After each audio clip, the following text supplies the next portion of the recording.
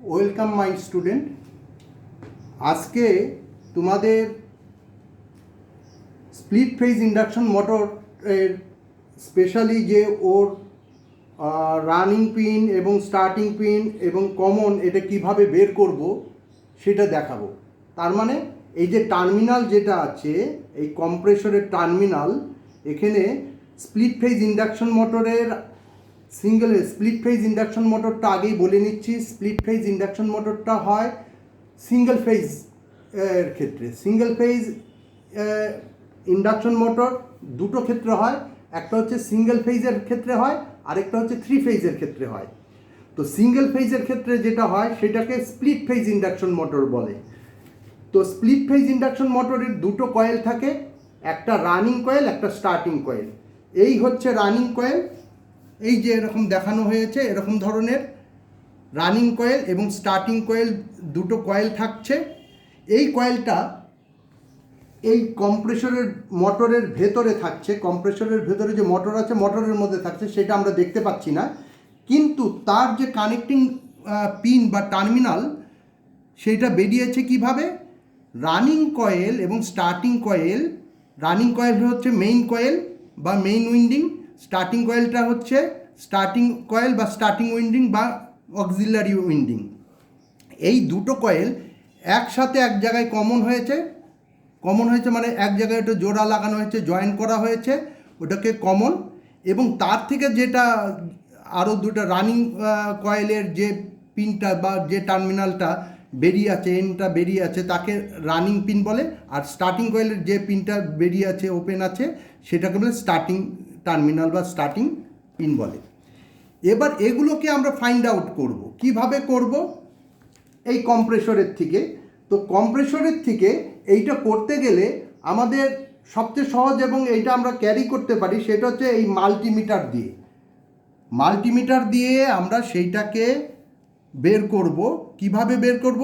মাল্টিমিটারের এই যে দেখো মাল্টিমিটারটা আছে, আমরা এই রেজিস্টার যে কয়েলের যে রেজিস্ট্যান্স মেপে সেগুলোর কম বেশি বুঝে নিয়ে আমরা রানিং কয়েল এবং স্টার্টিং কয়েলের রানিং পিন, স্টার্টিং পিন এবং কমন পিন বের করব। তো সেইটা বের করতে গেলে আমাদের এই সিলেক্টর সুইচটা প্রথমে হচ্ছে এই যে আমাদের যে টেস্টিং প্রোবগুলো, ওগুলো কমনের, যেটা কালোটা কমনে এবং লালটা হচ্ছে এই যে ভি ওমস, এই যেটা আছে এর মধ্যে স্থাপন করতে হবে। এবার সিলেক্টর সুইচটাকে আমি তোমাদের বলেছিলাম যে যখন ওমস আমরা মাপবো, মানে রেজিস্ট্যান্স মাপবো, তখন সিলেক্টর সুইচটা ওমসের দিকে স্কেলে সিলেক্ট করতে হবে। এবার অজানা যদি কোনো রেজিস্ট্যান্স আমরা মাপি, আমরা জানি না এর ভেতরে কতটা রেজিস্ট্যান্স হবে, মোটামুটি আমরা ধরে নিচ্ছি যে এটা 100 ওমসের উপরে বেশি হবে না। যদি তাই হয় তাহলে আমাদের সেই অনুযায়ী এই যে সিলেক্টর সুইচ যেগুলো আছে, সিলেক্টর সুইচের যে এই যে সিলেক্টর সুইচটা যেটা আছে তার ইন্ডিকেশন এইটা দেখো, অ্যারো চিহ্ন যেটা আছে, এইটা সবচেয়ে কম ওমসে যেটা আছে সেইটার মধ্যে সেট করব। এখন কম ওমসে যদি না পাওয়া যায়, ওমসটাকে একটু রেঞ্জটাকে একটু বাড়িয়ে দেব। তো প্রথমে আমরা ওমসটাকে এইটা দিয়ে, এই যে কম ওমসে দিলাম 200 ওমস, 200 ওমসে দিয়েই মোটামুটি আমরা আমার ধারণা আমি এটাকে running pin, running terminal, starting terminal এবং কমন টার্মিনাল বের করতে পারবো। এবার আসা যাক যে এইটা ঠিক এর ভেতরে, এই যে মোটরের ভেতরে এই ধরনের যে এই যে কয়েলের যে সিলেকশন, কয়েলের যে কানেকশনটা এই ভেতরে এইভাবে করে আছে, মানে রানিং কয়েল এবং স্টার্টিং কয়েল এক জায়গায় কমন হয়েছে, আর রানিং কয়েলের একটা পিন বেরিয়ে আছে, আরেকটা পিন বেরিয়ে আছে, ঠিক এই পিনের মতো। এই যে এখানে দেখো টার্মিনাল যেরকম আছে সেরকম। তো আমরা কি করব? প্রথমে এই সুইচটাকে এটাকে ওপেন করছি। ওপেন করে প্রথমে দেখব এই যে আমার যে প্রোবটা আছে, পজিটিভ এবং নেগেটিভ প্রোবটাকে এইভাবে করে সেট করব। এইটা সবচেয়ে ভালো হচ্ছে যে আমার মিটারটা সবচেয়ে ভালো হবে যে এইটা 0। যখন আমি এইটাকে ওমসটাকে মাপবো তখন 0 যেন সেট হয়। আমার এখানে একটু মিটারের একটু প্রবলেম আছে, যে সেটা হচ্ছে আমার 0 আসছে না। 0 কত, 2 ohms বা 2.5, আমি 2 ohms ধরে নিচ্ছি। 2 ohmsটা আমরা মাইনাস করে দেব পরে। এনিহাও, তো আমরা কিভাবে করব, এই যে দুটো দুটো করে দুটো টার্মিনাল এইভাবে করে মাপবো, মানে একটা টার্মিনাল লাল আরেকটা টার্মিনাল কালোতে, এইভাবে করে মাপবো। মেপে আমরা এইভাবে মাপবো। কিভাবে মাপবো, এই যে দেখো এরকমভাবে, এইভাবে দুটো মাপবো, এইভাবে দুটো মাপবো, আবার এইভাবে দুটো মাপবো। তাতে সবচেয়ে বেশি ওহমস যেটা পাবো, সবচেয়ে বেশি ওহমস এর মধ্যে যেটা পাবো, যেমন ধরে নাও যে আমরা এইভাবে করে মেপে মেপে এই দুটোর মধ্যে সবচেয়ে বেশি ওহমস পেয়েছি, এই যে নিচের দুটো 60 ওহমস। এবার 60 ওহমস যেটা আছে, যে দুটোর মধ্যে সবচেয়ে বেশি ওহমস পেয়েছি, সেই দুটোর মধ্যে তুমি নিশ্চিত ধরে নেবে যে ওই দুটোর মধ্যে রান এবং স্টার্ট আছে। ওই দুটোর মধ্যে যে কোনো একটা রান টার্মিনাল আর একটা স্টার্ট টার্মিনাল আছে। আর ওই রান এবং স্টার্ট টার্মিনাল বাদে আর যেটা আছে সেটা অবশ্যই কমন টার্মিনাল হবে। তার মানে এই দুটোর মধ্যে রান এবং স্টার্ট থাকবে, এই দুটো বাদে আর যেটা থাকছে সেটা কমন হবে। এবার কমনকে কিভাবে ধরবে, একটা কমনের মধ্যে একটা প্রোব সেট করলে, আরেকটা প্রোব সেট করলে, যে কোনো একটার মধ্যে ধরে নিলাম আমরা এইটার মধ্যে সেট করলাম, যেটার মধ্যে সবচেয়ে কম ওহমস পাবে সেইটা হবে running coil, running terminal, running কয়েলের রানিং টার্মিনাল, মানে এইটা রান। আর এই কমনের মধ্যে ধরে আবার আরেকটা যেটা বাকি আছে পিন, সেইটাকে ধরে যেটা পাবো সেটা হবে স্টার্টিং টার্মিনালের স্টার্টিং কয়েলের স্টার্টিং টার্মিনাল হলো। তো এইভাবে করে তাহলে আমরা রান স্টার্ট কমন আমরা বের করে নিলাম। তো এইটা আমরা প্র্যাকটিক্যালি দেখছি হচ্ছে কি না। এইটা ধরে নাও আমি প্রথমে এইটা মাপছি,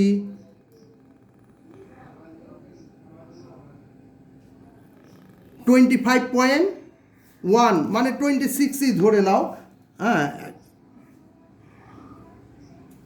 আবার এইটাতে মাপছি, এই নিচের দুটোতে মাপছি 57.5, এইটাতে মাপছি, তারপরে আরও দুটো মাপছি 33.4। তার মানে নিচের যে দুটো, এই দুটোর মধ্যে সবচেয়ে বেশি পেলাম 57.4, হ্যাঁ, বা 2। এবার এই দুটো বাদে উপরের যেটা আছে সেটা তাহলে কমন। এবার কমনকে ধরে একটা ধরলাম 25 পাচ্ছি, আরেকটা পেলাম কত, 33.5। তো তাহলে কি হচ্ছে, যেটা এই কমনকে ধরে যেটা কম পেলাম সেটা রান, যেটা বেশি পেলাম সেটা স্টার্ট। এইভাবে করে running pin, run terminal, start terminal এবং কমন টার্মিনাল আমরা বের করতে পারি।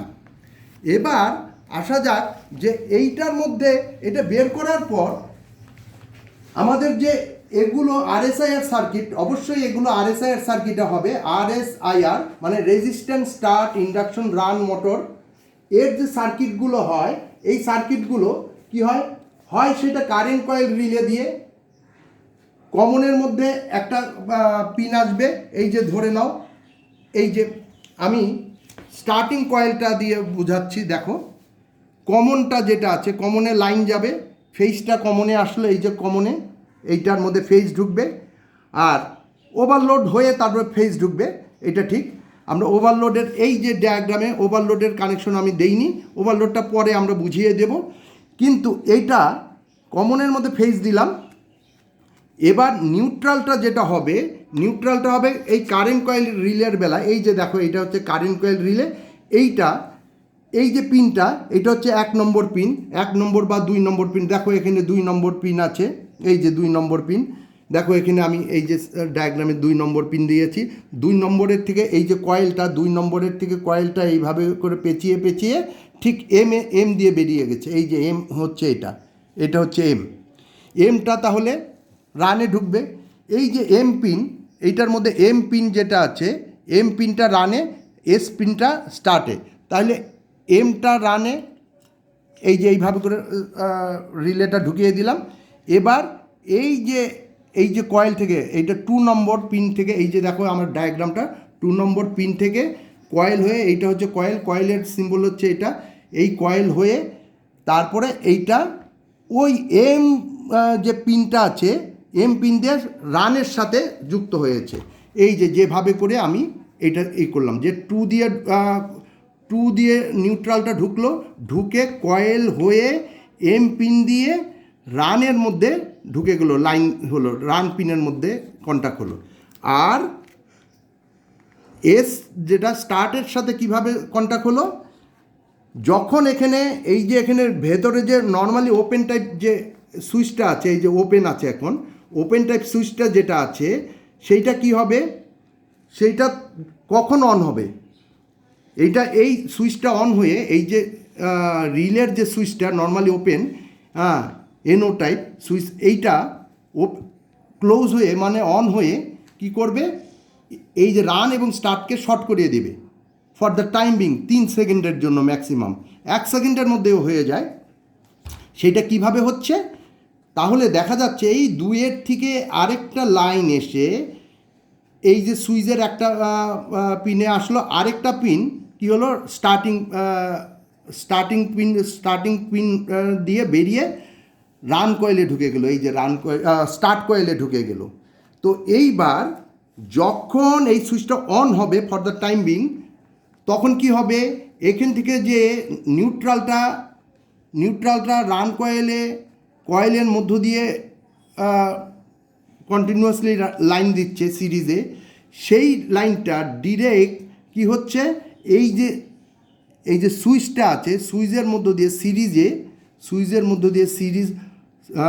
সুইচ সিরিজ হয়ে কি হচ্ছে, স্টার্টিং কয়েলে গেল।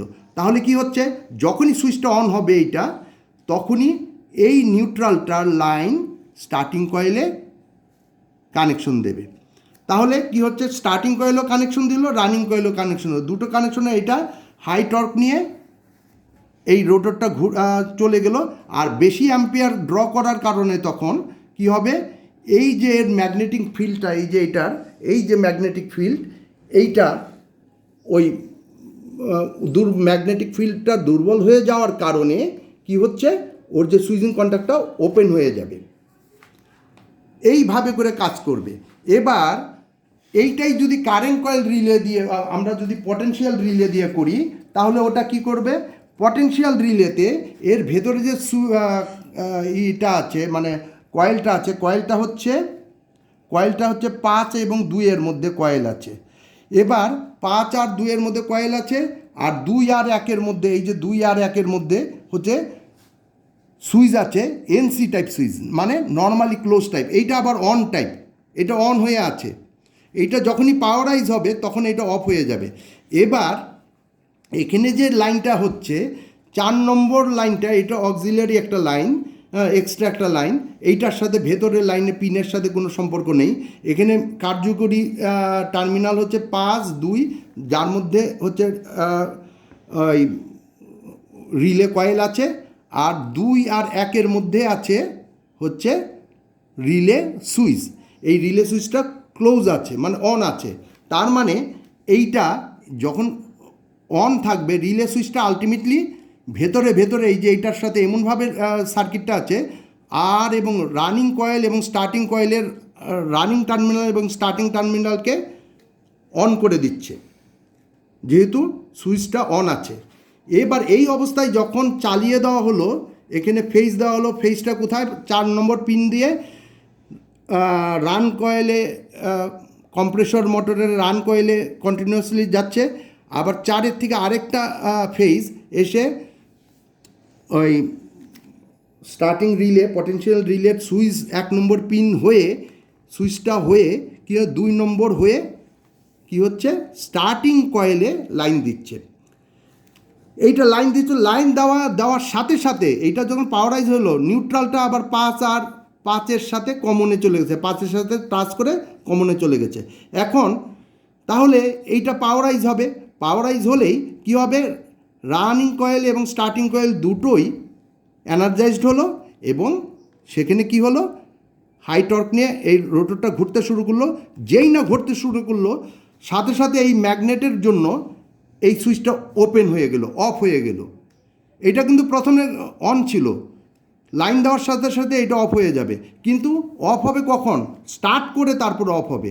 আর কারেন্ট কয়েল রিলেটা অফ ছিল, হ্যাঁ, ওটা এটাকে অন করে দিয়ে, এটাকে স্টার্ট করে দিয়ে, অন হয়ে স্টার্ট করে দিয়ে আবার অফ হয়ে যাবে।